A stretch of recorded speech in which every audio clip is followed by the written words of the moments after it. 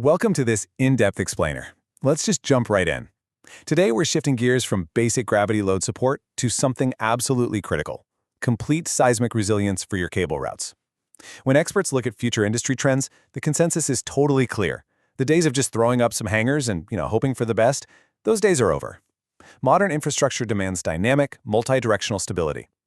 So we're going to explore the vital mechanics of seismic bracing for cable tray systems and really unpack exactly how we keep the literal lifelines of our buildings intact when the ground decides to start moving. Here's a quick look at our roadmap for today. We'll start with why gravity fails in seismic motion, then look at the variables of seismic bracing and multi-directional restraint mechanics. After that, we'll track the load path, cover field QA and documentation, and wrap up with Xinma standards and sectors. Let's get into it. All right, Section 1. Gravity fails in seismic motion.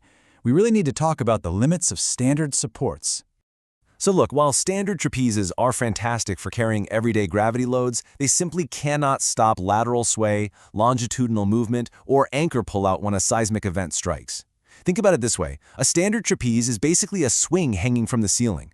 It's designed exclusively to handle a static downward pull.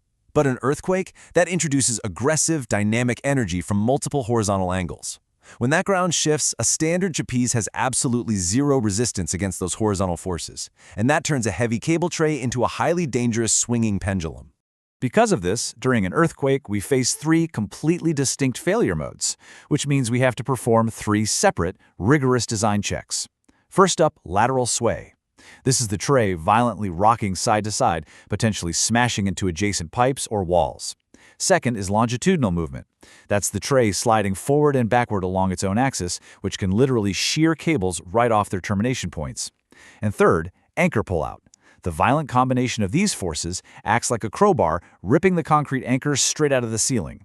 We have to design against all three of these simultaneously.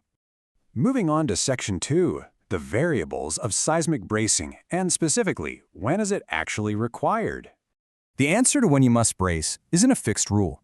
It's constantly changing based on your specific tray type, the route elevation, and the total cable fill.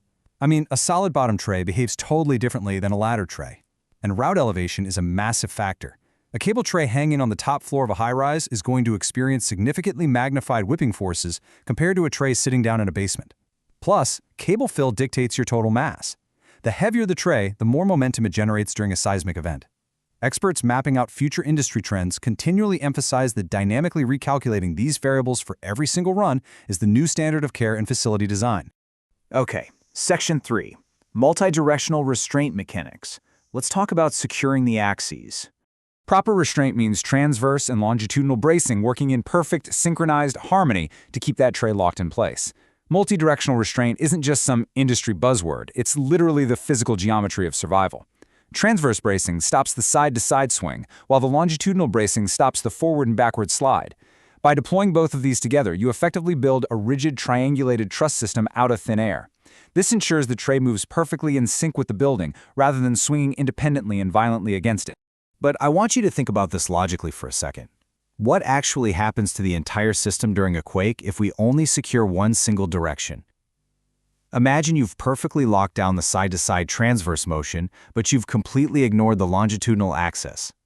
Well, exactly as you might guess, leaving one direction unrestrained allows those violent forces to completely exploit that weakness, rendering your single brace effectively useless. Seismic energy is a lot like water. It will instantly find the path of least resistance. If you only brace transversely, the seismic wave is simply going to push the tray longitudinally. All that kinetic energy concentrates entirely on the unbraced axis, turning what should have been a minor shimmy into a catastrophic system failure. Long story short, partial restraint just gives you a false sense of security. Which brings us to Section 4, tracking the load path, from the tray down to the structure. Now, the number 5. This is the magical key to our entire structural chain reaction. There are exactly 5 vital connection points in this system. As we know, a chain is only as strong as its weakest link, and in seismic cable tray bracing, we have 5 very distinct links that absolutely must transfer heavy, violent energy smoothly from the tray all the way into the bedrock of the facility. So we must meticulously follow this step-by-step load path, verifying every single connection point from the initial tray rail all the way down into the concrete building structure. The force starts right at the tray rail itself, so is it strong enough not to buckle?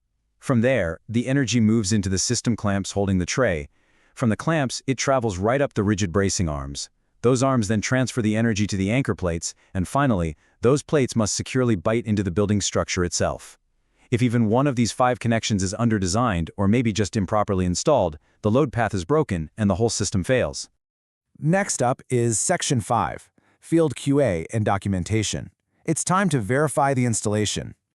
Anchor torque is absolutely critical here. If the anchor isn't tightened to the exact foot-pound specification, it can easily pull right out under stress. Then there's the brace angle, which has to match the design specs perfectly. I mean, if a brace is supposed to be at 45 degrees but someone installed it at 60, its geometric ability to resist force is drastically compromised. Next, clamp seating ensures the tray won't just slip right through the supports. And honestly, perhaps the most important part of the whole shebang, documentation. You have to photograph, log, and sign off on all of these checks before the ceiling grid is closed, because once those ceiling tiles go up, your bracing system becomes totally invisible, and any mistakes are permanently hidden away until disaster strikes. Let's move to our final section, Section 6, Xinma Standards and Sectors, and the Role of the Manufacturer. Xinma manufactures the cable trays, busways, and seismic bracing for critical infrastructure sectors where a failure just simply isn't an option. We are literally talking about the nervous systems of modern society. In data centers, a severed cable tray means millions of dollars in lost uptime and lost data. In rail transit, it means trains grinding to a halt, completely risking passenger safety. Industrial plants and major commercial buildings rely entirely on uninterrupted power and data flow to function. Xinma focuses heavily on intelligent cable management solutions precisely for these incredibly high-stakes environments. And their products comply with rigorous global standards like IEC, NEMA, British standards, and Chinese GB standards, ensuring absolute reliability no matter where the project is located. This level of strict compliance guarantees that the tray rails, clamps, and bracing arms will perform exactly as expected during a real seismic event. In fact, experts tracking future industry trends clearly note that the sector is shifting rapidly away from just basic, localized minimum co-compliance. Instead, the industry is heavily demanding these unified, globally tested standards for all critical infrastructure hardware. Which leaves us with this final, fairly urgent question about your own facilities. And hopefully, this sparks a desire to reevaluate the hidden network suspended right above your head. Now that you know the limits of standard gravity supports, the absolute necessity of multi-directional restraint, and the 5 critical points of the load path, ask yourself, what is actually holding up the critical data and power cables in your building right now? Are they truly secured against the unpredictable forces of nature, or are they just sitting up there waiting to swing? I highly encourage you to take these insights, share them with your engineering and facility teams, and make sure your infrastructure is actually built to survive. Thanks for joining me on this explainer, and keep learning.